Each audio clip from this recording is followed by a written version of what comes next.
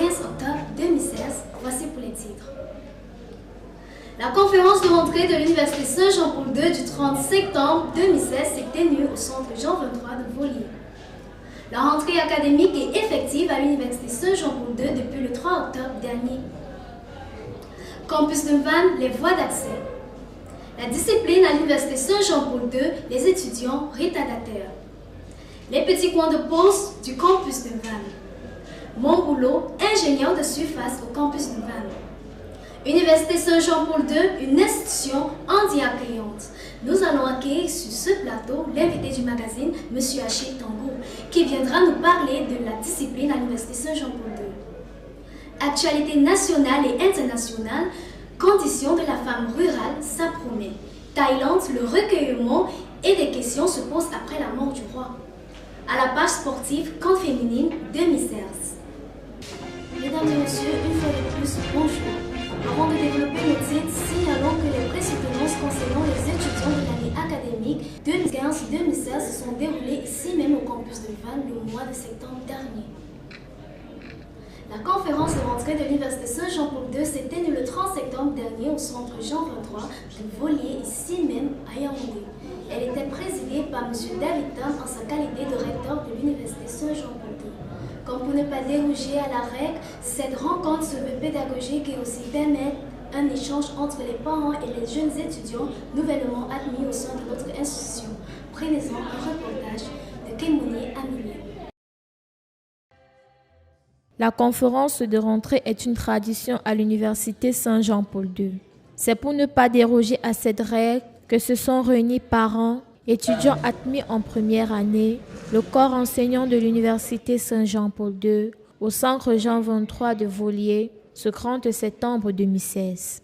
Il est 10 heures quand la sœur Marie-Françoise Bonvalet fait son entrée dans cette somptueuse salle où nos illustres invités, parés de leur plus belle tenue, et les étudiants de deuxième année qui portaient fièrement leurs sous-vêtements blancs avaient pris place. Le recteur de l'Université Saint-Jean-Paul II fait son entrée à la suite de la sœur Marie-Françoise Bonvalet sous une escorte très remarquée des étudiants membres du club hôtesse de notre grand institut. Il est accueilli par les membres de son corps enseignant. Les invités venus nombreux font de même avec un standing ovation. Comme il est de tradition à tous les rassemblements de notre institut, notre chorale estudiantine exécute l'hymne de l'université avec toute la maestria dont elle seule a le secret. Et mettre à ton pays notre plaisir. Vient ensuite le temps du recueillement. La sœur Marie-Françoise Bonvalet prend la parole pour souhaiter la bienvenue à son auditoire attentif. Elle parle du projet éducatif de l'Université Saint-Jean-Paul II. L'Université Saint-Jean-Paul II s'engage à vous donner le maximum d'elle-même. Notre unique objectif, c'est faire de vous, chers étudiants, des femmes et des hommes debout, avec une formation solide. Monsieur le recteur prend la parole à sa suite. Il entretient son auditoire suspendu à ses lèvres du fonctionnement de son institut. Il insiste sur le code de discipline de son institut. L'Université Saint-Jean-Paul II, c'est le désert. Vous devez apprendre à vous respecter, à respecter les autres et vous assumer. On ne fait pas ce qu'on veut. On fait ce qu'on vous demande de faire. Si on vous demande de venir à 6 heures, vous venez à 6 heures. À l'Université Saint-Jean-Paul II, il n'y a pas d'embouteillage. Il n'y a pas de maladie. Il n'y a pas de pluie. Il n'y a pas de pluie. Les cours se déroulent jusqu'à 18h30. De lundi à samedi. Enfin, il donne la parole à ses invités pour un jeu de questions et de réponses.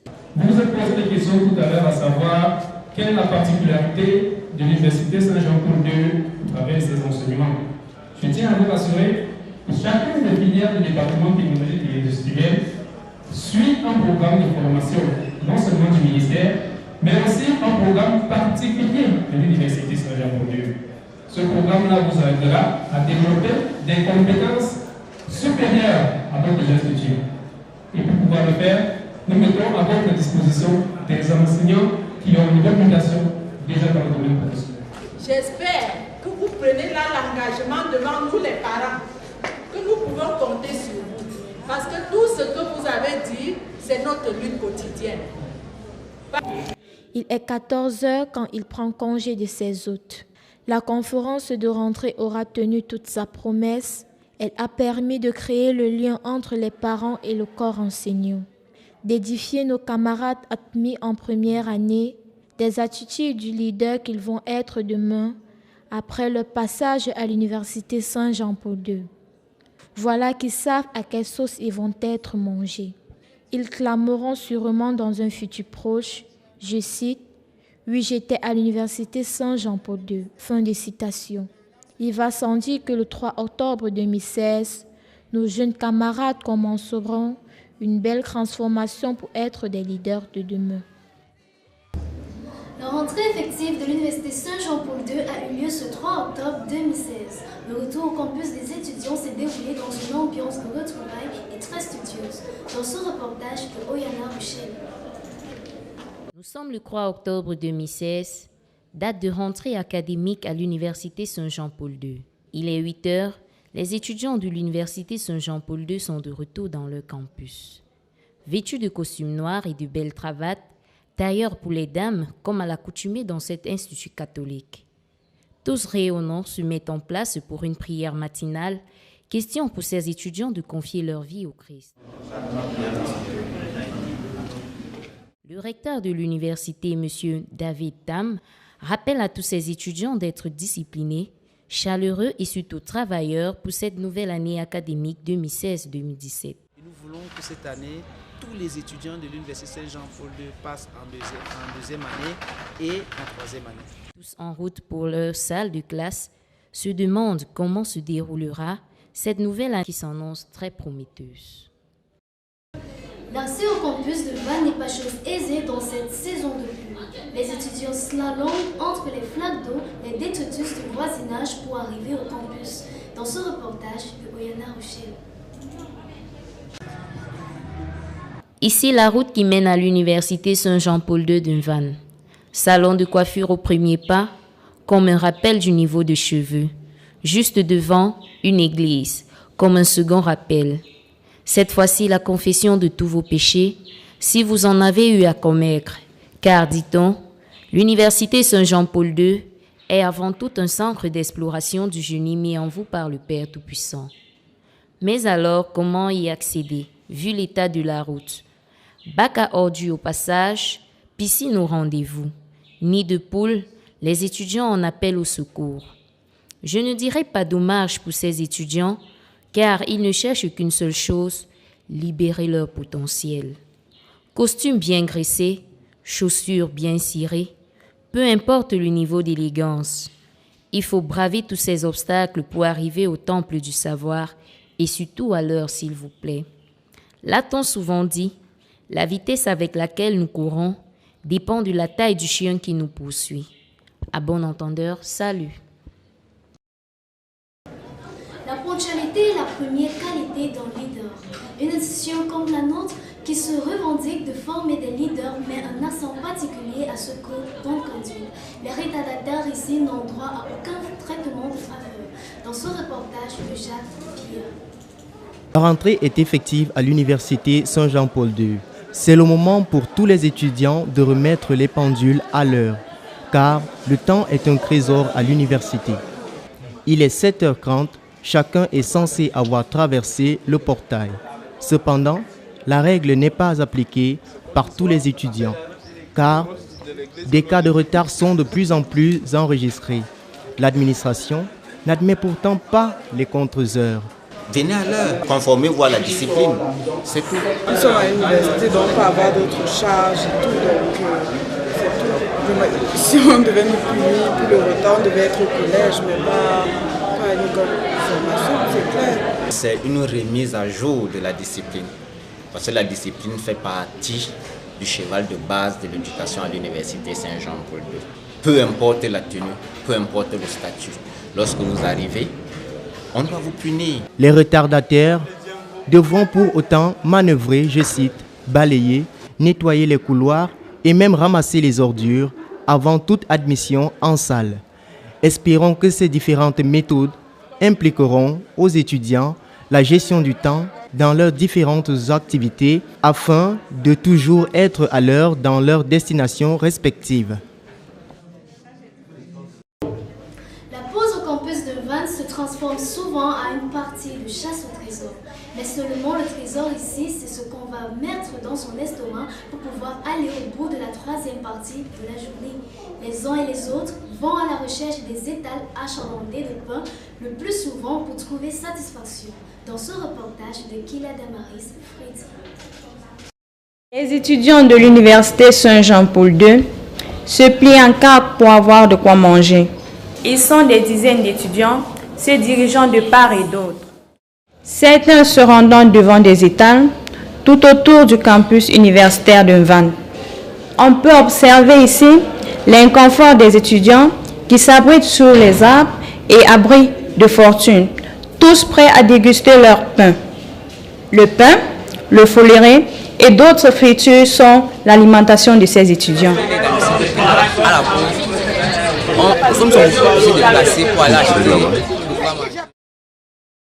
Vivement une cantine au sein de l'université Saint-Jean-Paul II. Cette personne dont vous allez regarder le reportage, vous les avez sûrement déjà croisées dans les couloirs de notre campus. Cette jeune Camerounaise a choisi d'exercer la profession d'ingénieur de surface. Sa mission au quotidien est de capitaliser toutes les ingénieries afin de rendre notre campus agréable à vivre. Le reportage de Richard Maniangini.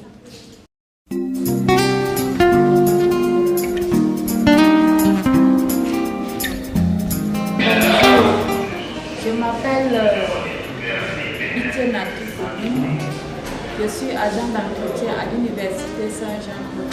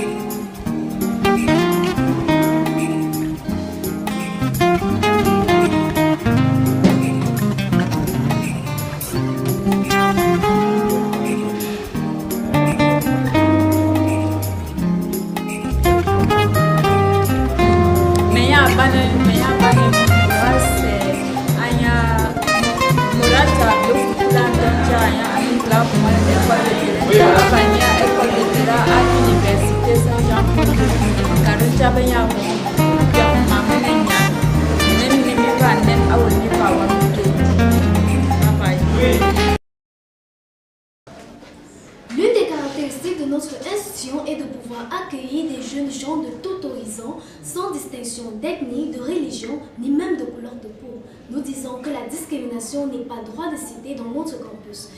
L'université Saint-Jean-Paul II, une université handi-accueillante. L'handicapé au Cameroun n'est plus un fardeau, mais un point à gagner pour le développement de notre pays. L'université Saint-Jean-Paul II se fait connaître par son accueil et sa chaleurosité.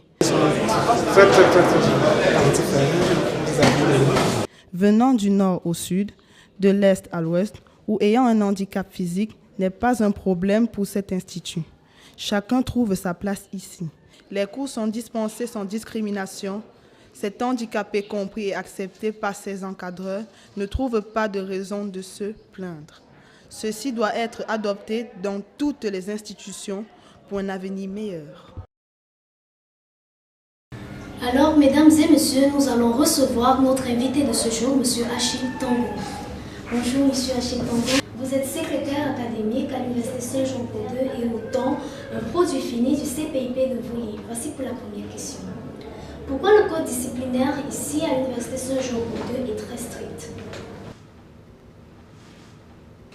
Merci, c'est une question très importante qui doit être formationnelle.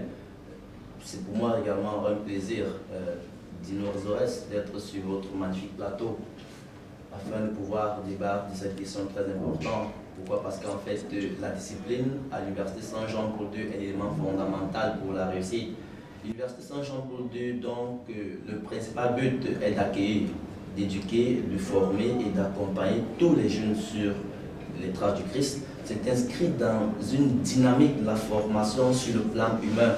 Et se former sur le plan humain intègre le volet discipline, parce que les jeunes qui s'inscrivent doivent développer la notion de la ponctualité, la notion de l'assiduité, du respect, de l'obéissance, de la soumission et même de l'honnêteté.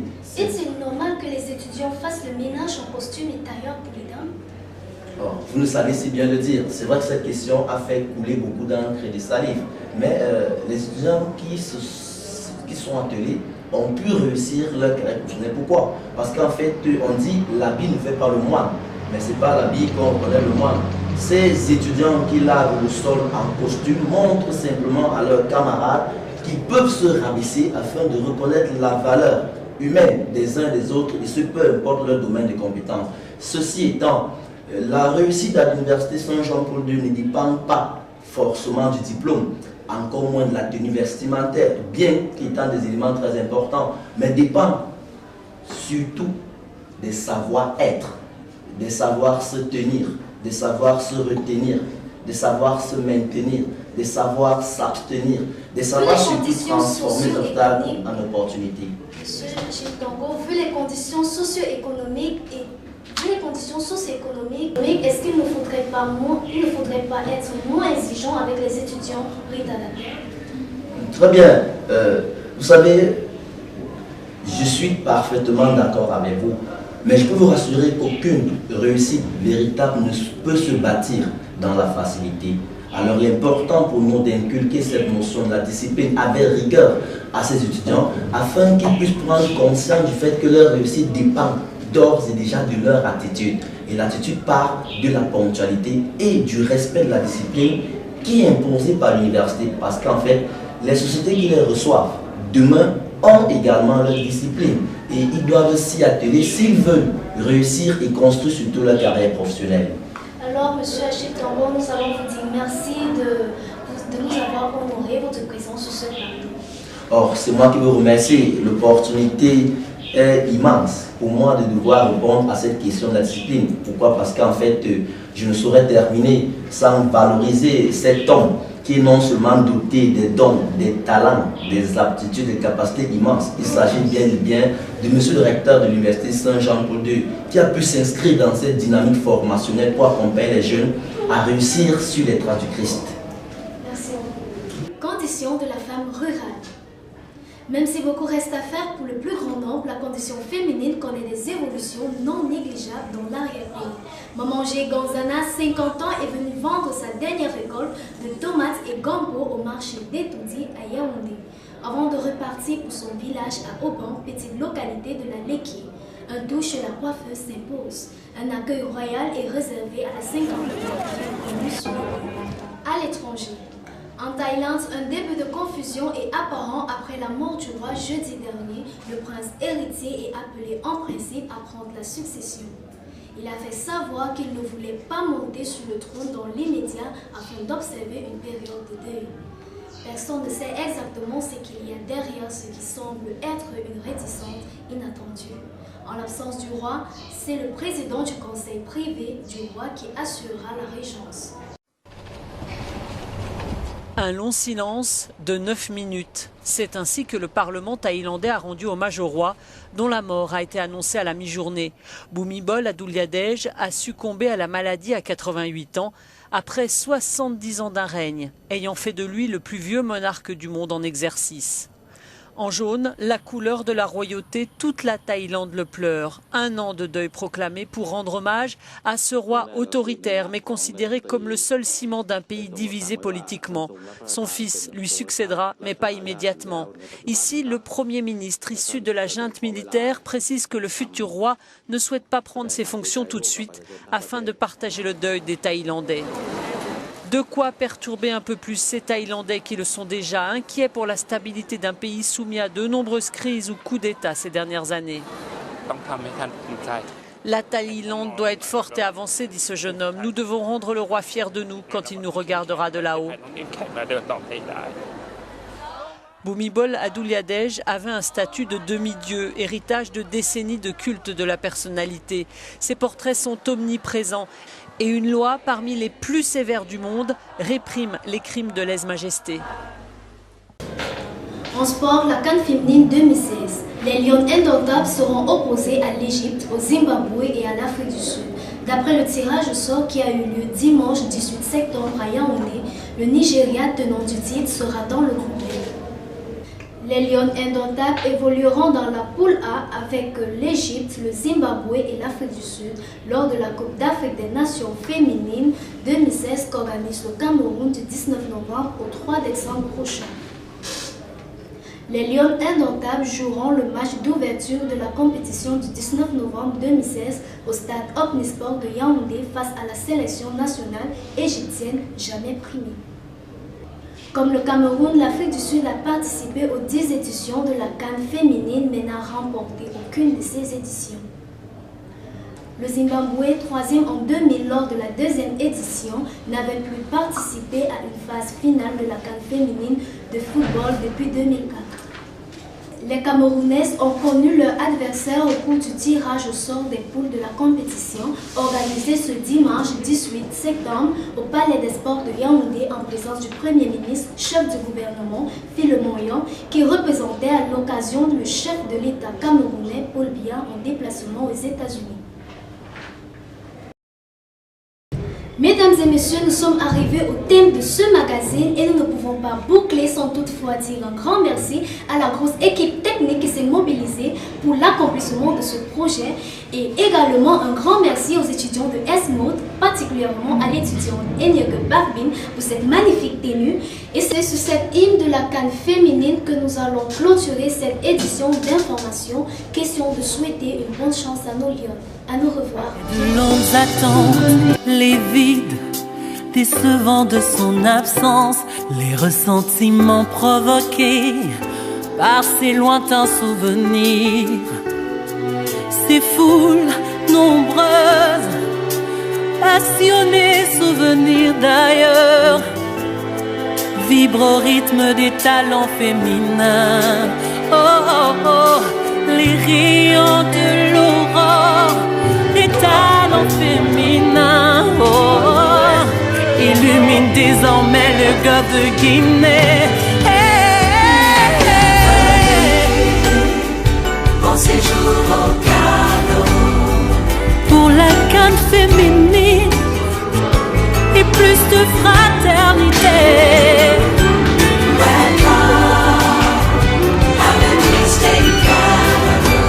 Oh, elle consacre les talents de nos footballeurs.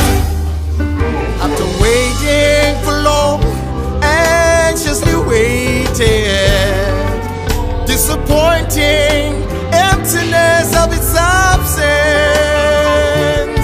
After resentments due to its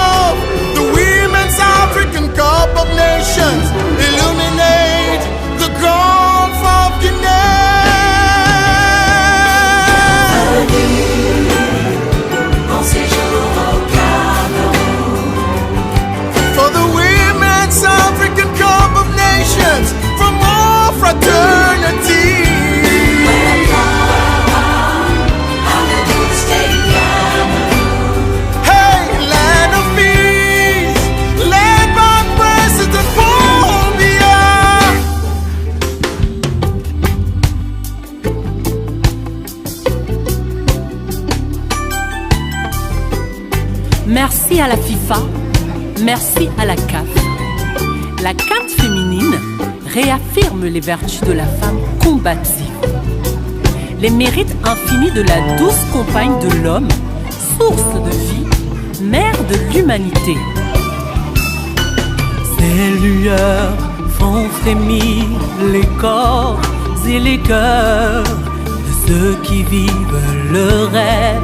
Et catharsis des matchs, ces rayons scintillent de bonheur au Cameroun, pays de paix et de stabilité.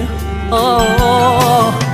Ces rayons scintillent de bonheur au Cameroun, pays de paix et d'hospitalité. Oh, oh, Afrique en miniature et d'intégration nationale. Oh, oh. Bon séjour au Cameroun, South Africa.